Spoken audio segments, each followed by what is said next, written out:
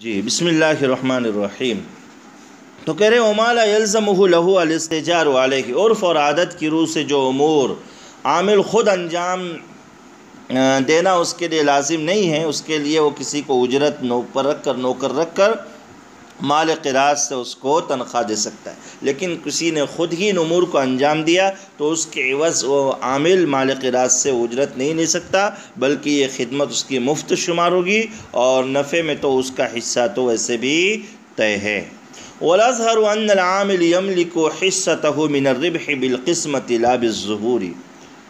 جی کہتے ہیں کہ عامل اپنے حصے کے نفع کا مالک کب بنے گا؟ تو کہتے ہیں عامل مال قبضے میں لے کر خرید و فروخت اور تجارت شروع کرے اور اس تصرف سے اس میں نفع ظاہر ہو، تو جب تک سارا مال نقدی میں تبدیل نہیں ہوتا، مثلا آج کل روپیے پیسے کی شکل میں جب تک سارا مال نہ آ جائے، عامل اپنے حصے کا مالک نہیں بنے گا۔ تمام مال فروخت ہو کر جب نقدی میں بدل جائے تو راس المال کو جدا کر کے بقیہ رقم جو نفع ہے مالک اور عامل آپس میں تقسیم کر لیں گے۔ اب عامل اپنے نفع کا مالک بن گیا، کیونکہ اس سے پہلے نقصان کا احتمال اور امکان ہے، ایسی صورت میں نفع سے اس کی تلافی ہو جائے گی،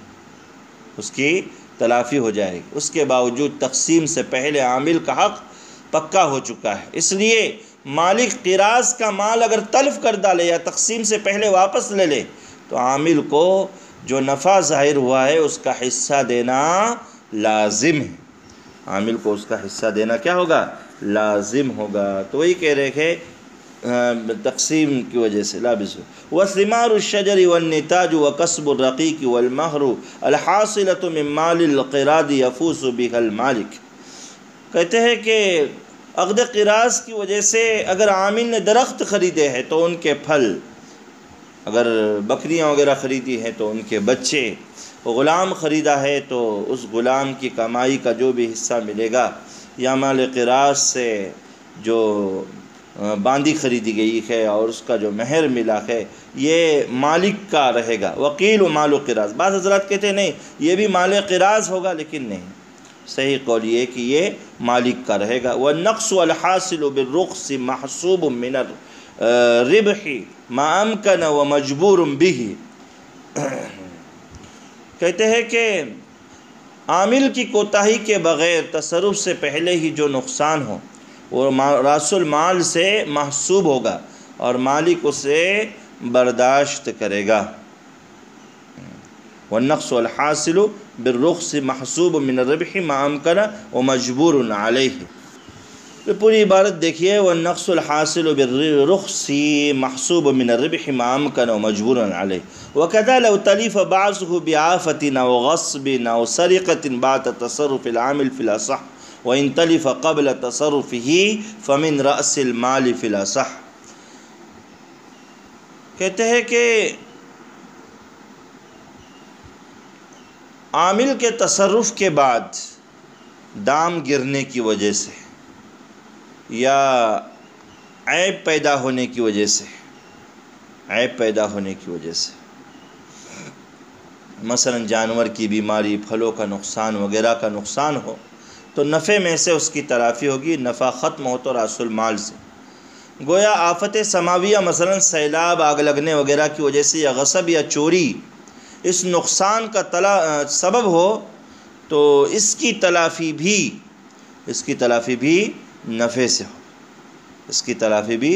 نفع سے ہوگی،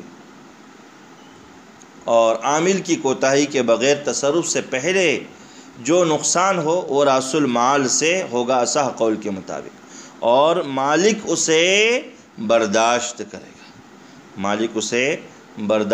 کرے گا۔ اگلی فصل میں عقد قراض عقد جائز ہے اس کو بیان کر رہے ہیں۔ عقد قراض یا عقد جائز ہے، کن صورتوں میں عقد ختم وغیرہ ہوتا ہے اس کے مسائل بیان کرے۔ کہہ رہے لِكُلٍّ فَسْقُهُ وَلَوْ مَاتَ أَحَدُهُمَا وَجُنَّ وَأُغْمِيَ عَلَيْهِ انْفَسَخَ۔ کہتے ہیں کہ عقد قراض عقود جائزہ میں سے ہے، لہذا عامل اور مالک دونوں میں سے جب چاہے اپنی منشا کے مطابق عقد قراض کو ختم اور فسخ کر سکتے ہیں، تو اس صورت میں عقد قراض فسخ ہو جائے گا، چاہے عامل کے تصرف سے پہلے ہو یا بعد میں ہو، دوسرا فریق موجود ہو یا غائب ہو، راضی ہو یا ناراضی ہو، بہر صورت عقد قراض ختم ہو سکتا ہے۔ دونوں ختم کرے یا کسی ایک کے فسخ کرتے ہی عقد قراض ختم ہو گیا، چاہے دوسرے کو اس کا علم نہ ہو۔ مثلا مالک نے کہا میں نے قراض کو فسخ کر دیا ہے، باطل کر دیا، ختم کر دیا، اب تم تصرف نہ کرو، تو فسخ حاصل ہو جائے گا۔ فسخ کے بعد عامل کو قراض کے مال سے کچھ بھی خریدنا جائز نہیں ہے، اسے معلوم نہیں ہے کہ معاملہ رب المال نے فسخ کر دیا ہے، تو اب یہ فسخ نافذ نہیں ہوگا۔ فسخ کے وقت موجودہ اسباب کو فروخت کر سکتا ہے جبکہ ظاہری نفع کی امید ہو۔ مالک کا مطالبہ ہو تو فروخت کر کے راس المال کو نقدی میں تبدیل کرے تاکہ نفع ظاہر ہو جائے اور نفع مل جائے اس کو، جیسا کہ قراض سے متعلق قرضوں کی وصولی بھی عامل کی ایک طریقے سے ذمہ داری بنتی ہے۔ اسی طریقے سے قراض کی شرائط میں سے کہ عاقدین میں وکالت کی اہلیت ہو، تو دونوں میں سے کسی ایک کے مرنے کی وجہ سے یا جنون یا بے ہوشی طاری ہو جائے تو ایسے صورت میں عقد قراض ختم ہو جائے گا، عقد قراض جو ہے ختم ہو جائے گا۔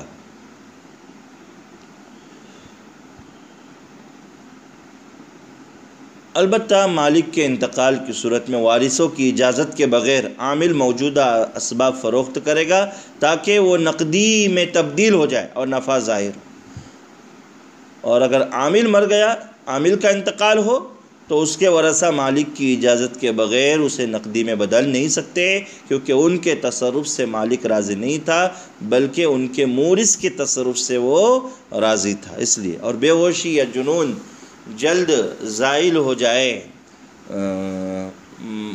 مالک پاگل یا بے ہوش ہو تو عامل موجودہ اسباب کو نقدی میں تبدیل کرے، اور عامل پاگل یا بے ہوش ہو تو اس کا ولی مالک کی اجازت سے یہ خدمت انجام دے سکتا ہے۔ وَيَلْزَمُ الْعَامِلَ الِاسْتِيفَاءَ إِذَا فَسَقَ أَحَدُهُمَا، کہتے ہیں کہ دونوں میں سے کسی نے بھی عقد قراض کو فسخ کر دیا تو عقد قراض کے جو قرضے ہیں، مثلا عامل نے کسی کو ادھار بیچا تھا تو اس کی وصولی عامل پر لازم ہے۔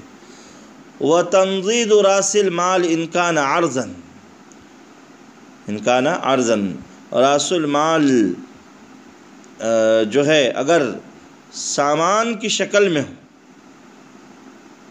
راس المال سامان کی شکل میں ہو، تو ایسی صورت میں اس کو اکٹھا کرنا یہ عامل کی ذمہ داری ہے۔ وقیل لا يلزمه التنزيل اذا لم يكن ربح، اگر نفع ظاہر نہیں ہو رہا ہے تو ایسی صورت میں راس المال کو نقدی میں تبدیل کرنا یا عامل کے ذمہ میں لازم نہیں ہے۔ راس المال اگر سامان ہے تو نقدی راس المال کو نقدی میں تبدیل کرنا لازم ہے، اوپر یہ بتایا۔ نفع ظاہر نہ ہو تو کہتے ہیں لازم نہیں ہے۔ وَلَوْ اسْتَرَدَّ الْمَالِكُ بَعْضَهُ قَبْلَ ظُهُورِ رِبْحٍ وَخُسْرَانٍ رَجَعَ رَاسُ الْمَالِ إِلَى الْبَاقِي، کہتے ہیں کہ نفع یا نقصان ظاہر ہونے سے پہلے مالک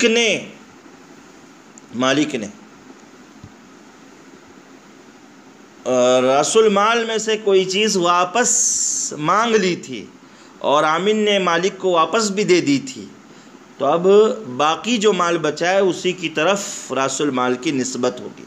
وَإِنِ اسْتَرَدَّ بَعْدَ الرِّبْحِ فَالْمُسْتَرَدُّ شَائِعٌ رِبْحًا، اور اگر نفع کے بعد یعنی نفع کے ظہور کے بعد مالک نے راس المال میں سے کچھ واپس مانگ لیا تھا، تو جو بھی اس نے واپس مانگا ہے وہ نفع کے اندر شامل ہو جائے گا، نفع کے اندر جو ہے شامل ہو جائے گا۔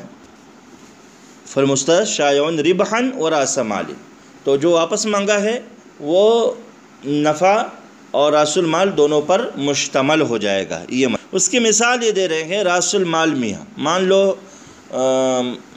مالک نے عامل کو 100 روپئے دیے تھے، والربح 20، اب عامل نے وہ 100 روپئے دیے اور کام شروع کر دیا، نفع ملا اس کا 20 روپئے۔ وَاسْتَرَدَّ 20، مالک نے نفع ظاہر ہونے کے بعد 20 روپے واپس مانگ لیے، نفع کے بعد 20 روپے مالک نے واپس مانگ لیے۔ فَالرِّبْحُ سُدُسُ الْمَالِ، تو جو نفع ہوا ہے وہ مال کا چھٹا حصہ ہے، 1/6 نفع ہوا ہے۔ فَيَكُونُ الْمُسْتَرَدُ سُدُسُهُ مِنَ الرِّبْحِ، تو گویا کہ مالک نے جو واپس لیے ہیں 20 روپے، وہ نفع میں سے اس نے اپنے نفع میں سے اپنا چھٹا حصہ اس نے لے لیا، نفع میں سے اپنا چھٹا حصہ اس نے لیا۔ فَيَسْتَقِرُّ لِلْعَامِلِ الْمَشْرُوطُ مِنْهُ، تو اب عامل کے لیے جو ہے مشروط جو نفع مالک نے کہا تھا اس کو کہ میں تجھ کو نصف دوں گا یا اتنا دوں گا، وہ ملے گا۔ وَبَاقِيهِ مِنْ رَأْسِ الْمَالِ، اور جو بھی بچے گا وہ رأس المال کے اندر شمار کیا جائے گا، یعنی عامل کو دینے کے بعد جو بچے گا وہ رأس المال میں شمار کیا جائے گا۔ وَإِنِ اسْتَرَدَّ بَعْدَ الْخُسْرَانِ فَالْخُسْرَانُ مُوَزَّعٌ عَلَى الْمُسْتَرَدِّ وَالْبَاقِي فَلَا يَلْزَمُ جَبْرُ حِصَّةِ الْمُسْتَرَدِّ لَوْ رَبِحَ بَعْدَ ذَلِكَ۔ مثالُهُ الْمَالُ 100 وَالْخُسْرَانُ 20 ثُمَّ اسْتَرَدَّ 20 فَرُبُعُ 20 حِصَّةُ الْمُسْتَرَدِّ وَيَعُودُ رَأْسُ الْمَالِ إِلَى 75۔ کہتے ہیں کہ اگر مالک نے نقصان کے بعد رأس المال میں سے جو دیا ہوا مال تھا قراض کا، اس میں سے کوئی مال واپس لے لیا، مال کا بعض حصہ واپس مانگ لیا، فالخسران، تو نقصان واپس کیے ہوئے اور بچے ہوئے مال دونوں پر تقسیم کیا جائے گا۔ لہذا واپس کیے ہوئے حصے کی تلافی اگر اس کے بعد فائدہ ہوا تو لازم نہیں ہوگی۔ اس کی مثال یہ ہے کہ مان لو رأس المال 100 روپے تھا، نقصان 20 روپے کا ہو گیا، عامل کو دیا تو 20 روپے نقصان ہو گیا، اس میں 20 روپے واپس مانگ لیے مالک نے، یعنی 20 روپے کا نقصان ہوا تو بچے کتنے؟ 80۔ اب 80 میں سے بھی 20 روپے واپس مانگ لیا، یعنی 60 رہ گئے۔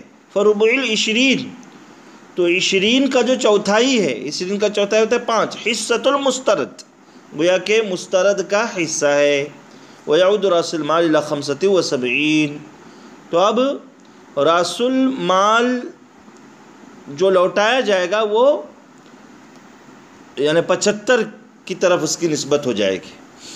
جی، وَيُصَدَّقُ الْعَامِلُ بِيَمِينِهِ فِي قَوْلِهِ لَمْ أَرْبَحْ أو لم أربح إلا كذا أو اشتريت هذا للقراض أو لا أو لم تنهني عن شراء كذلك وفي قدر رأس المال ودعوى التلف وكذا دعوى الرد في الأصح۔ کہتے ہیں کہ عقد قراض میں عامل کا قبضہ امانت والا قبضہ ہوتا ہے، اس لیے بہت سی جگہوں پر عامل کی بات اختلاف ہو جائے مالک اور عامل میں تو عامل کی بات قسم کے ساتھ مانی جاتی ہے۔ مثلا عامل کہہ رہے نفع ہوا ہی نہیں، مالک کہہ رہے نفع ہوا، مالک کے پاس گواہ نہیں، تو عامل کی بات کہ مجھے تجارت میں نفع نہیں ہوا ہے قسم کے ساتھ مانی جائیں گی۔ مالک کہہ رہا ہے 1000 نفع ہوا، عامل کہہ رہا ہے 500 نفع ہوا، تو عامل کی بات قسم کے ساتھ مانی جائے گی۔ عامل کہہ رہا ہے کہ میں نے یہ مال قراض کے لیے خریدا ہے، مالک کہہ رہا ہے نہیں تم نے اپنی ذات کے لیے خریدا ہے، تو عامل کی بات قسم کے ساتھ مانی جائے گی۔ عامل کہہ رہا ہے میں نے یہ مال میرے اپنے ذات کے لیے خریدا ہے، مالک کہہ رہا ہے نہیں یہ تو قراض کے پیسے سے تم نے خریدا ہے، تو عامل کی بات قسم کے ساتھ مانی جائے گی۔ عامل نے کرسی خریدی، مالک نے کہا میں نے تو تم کو کرسی خریدنے سے روکا تھا، تم نے کیوں خریدا؟ عامل کہہ رہا ہے تم نے مجھ کو منع نہیں کیا تھا، تو عامل کی بات قسم سے مانی جائے گی، قسم کے ساتھ۔ رأس المال کی مقدار کتنی تھی؟ مالک کہہ رہا ہے رأس المال 1000 روپے تھا، عامل کہہ رہا ہے نہیں 800 روپے تھا، عامل کی بات قسم کے ساتھ مانی جائے گی۔ عامل کہہ رہا ہے مال تلف ہو گیا، مالک کہہ رہا ہے نہیں ہوا، تو عامل کی بات قسم کے ساتھ مانی جائے گی. جی وَقَدَا دَعْوَ الرَّدِّ فِي الْأَصَحِّ، تو اصح قول کے مطابق عامل کہہ رہا ہے میں نے راس المال نفع واپس کر دیا، مالک کہہ رہا ہے نہیں واپس کیا. اصح قول کے مطابق عامل کی بات قسم کے ساتھ مانی جائے گی. وَلَوْ اخْتَلَفَا فِي الْمَشْرُوطِ لَهُ تَحَالَفَ وَلَهُ أُجْرَةُ الْمِثْلِ، نفع کے باب میں دونوں کا اختلاف ہو گیا، نفع کے متعینہ نسبت میں اختلاف ہو گیا. عامل کہہ رہا ہے تم نے مجھے 50% دینے کا وعدہ کیا تھا، مالک کہہ رہا ہے نہیں میں نے تو 30% دینے کا وعدہ کیا تھا.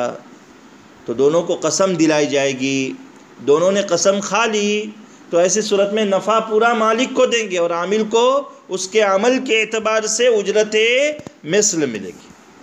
عامل کو اس کے عمل کے اعتبار سے اجرت مثل ملے گی.